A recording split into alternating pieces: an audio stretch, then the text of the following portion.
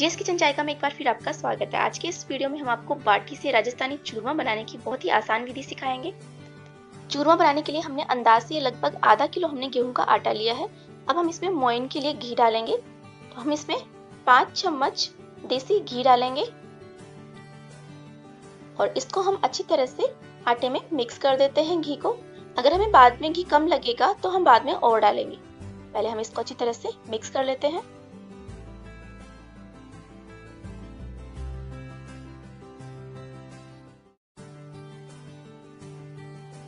ये हमने मोइन को अच्छी तरह से आटे में मिक्स कर लिया है। अब हम थोड़ा सा आटा हाथ में लेंगे और इसे इस तरह से बाइंड करके देखेंगे। तो ये टूट रहा है, बाइंड नहीं हो रहा अच्छी तरह से। तो हम इसमें 3 चम्मच हम इसमें देसी घी और डाल लेते हैं और इसको हम अब अच्छी तरह से मिक्स कर लेते हैं।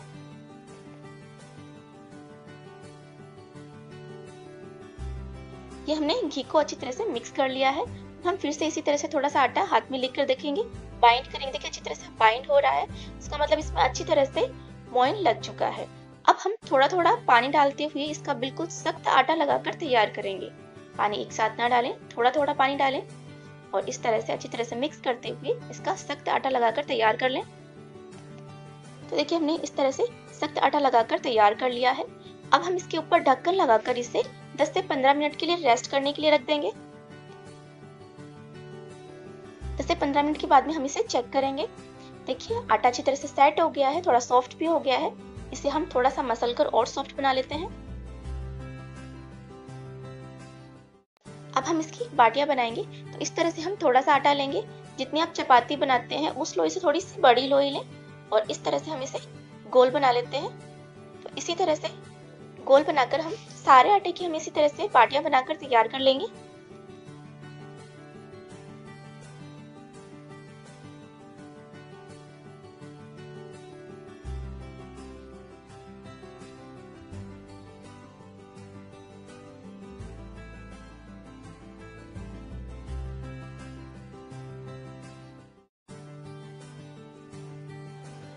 तो देखिए हमने सारे आटे की इस तरह से बाटी बनाकर तैयार कर ली है। अब ये हमने बाटी ओवन को गैस पर थोड़ा गर्म होने के लिए रख दिया है। 2 मिनट के लिए गर्म करेंगे। देखिए अच्छी तरह से गर्म हो गया है। गैस की फ्लेम को हम हाई रखेंगे और ये हमने जो बाटियां बनाकर तैयार की हैं ये हम इस पर रख देते हैं। बिल्कुल हाई फ्लेम पर हम इन बाटियों को चारों तरफ से अच्छी तरह से पलट पलट कर सेक लेंगे। सारी बाटियां रख दी हैं, ढक्कन लगा देते हैं और 1-1.5 मिनट में हम इनको बीच बीच में चेक करते रहेंगे। देखिए हम इसे चेक कर लेते हैं। एक साइड से थोड़ी सिक गई हैं बाटियां, इनको हम पलट देते हैं। तो इसी तरह से पलट पलट कर हम इनको अच्छी तरह से सेक लेते हैं।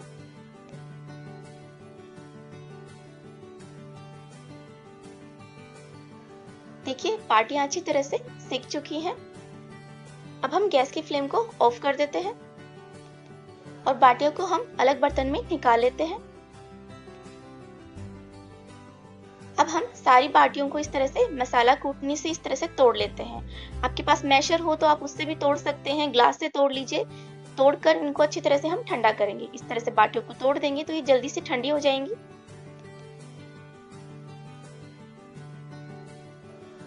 इस तरह से थोड़ा इनको इस तरह से खुला खुला कर दे जिससे कि जल्दी ठंडी हो जाए। देखिए बाटियां ठंडी हो चुकी हैं।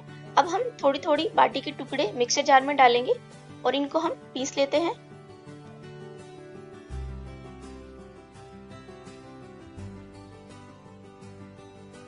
देखिए इस तरह से हम सारी बाटियों के टुकड़ों को पीस कर तैयार कर लेंगे।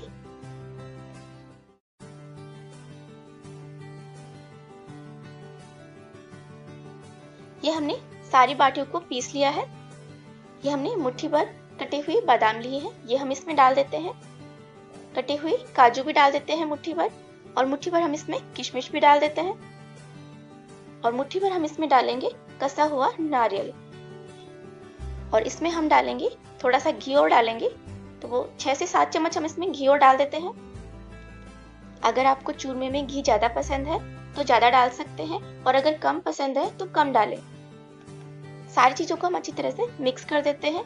ड्राई फ्रूट्स आपके पास जो भी हो आप डाल सकते हैं। अगर आपको ड्राई फ्रूट्स कम पसंद है तो आप कम डालें और अगर आपके पास ड्राई फ्रूट्स नहीं है तो बिना ड्राई फ्रूट्स के भी आप ये चूरमा बनाकर तैयार कर सकते हैं।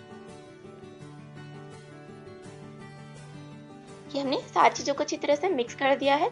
अब हम इसमें डालेंगे 1 कटोरी बूरा। मीठा आप अपने टेस्ट के अकॉर्डिंग एडजस्ट कर सकते हैं, कम ज़्यादा जैसे भी आप खाते हैं उस तरह से डाल सकते हैं। अगर आपके पास बूरा नहीं है तो आप इसमें पाउडर शुगर डाल सकते हैं या फिर जो देसी चीनी आती है बारीक वाली वो भी डाल सकते हैं। अगर आप सर्दियों में चूरमा बनाते हैं तो आप इसमें गुड़ शक्कर डालकर ये चूरमा बनाएं, बहुत ही टेस्टी लगेगा ये चूरमा। अगर आप गर्मियों में चूरमा बना रहे हैं तो आप इसमें बूरा या फिर देसी चीनी या फिर पाउडर शुगर डालकर ये चूरमा बनाकर तैयार करें। देखिए हमने अच्छी तरह से बूरा को मिक्स कर दिया है और अब ये चूरमा बनकर तैयार हो गया है। अब इस चूरमे को आप दाल के साथ सर्व करें।